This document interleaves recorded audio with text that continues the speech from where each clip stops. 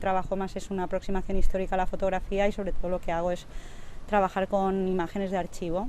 Mi abuelo fue un fotógrafo muy reconocido en las Baleares durante 4 décadas, durante los 40, 50, 60 y 70, y dejó un archivo de más de 2,5 millones de imágenes. Yo antes sí, hacía fotos y hacía vídeo, pero cuando descubrí el archivo, pues pensé, ¿para qué hacer tantas fotos? Me agobié con el hecho de acumular tanta imagen y empecé a trabajar con el archivo. Unas felices vacaciones es una serie de un poco la utopía turística, de esa especie de fantasía y ficción que se montó alrededor de las primeras oleadas de turismo de masas que llegó a Mallorca.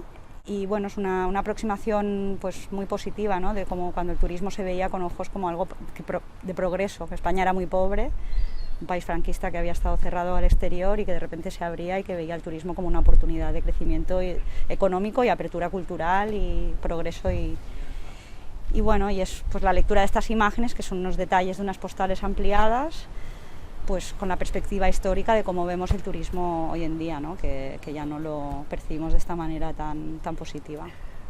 Y luego tengo otra pieza que se llama Lo que hubiese visto Martin Parr, que también es otra perspectiva más histórica de los detalles en los que se hubiese fijado él si hubiese estado indagando por el archivo. Bueno, el panorama nacional con el tema de la fotografía es un poco triste porque no se valora el patrimonio y me parece que es una iniciativa súper estupenda y maravillosa que se haga pues, un festival dedicado a la fotografía, que lo necesita.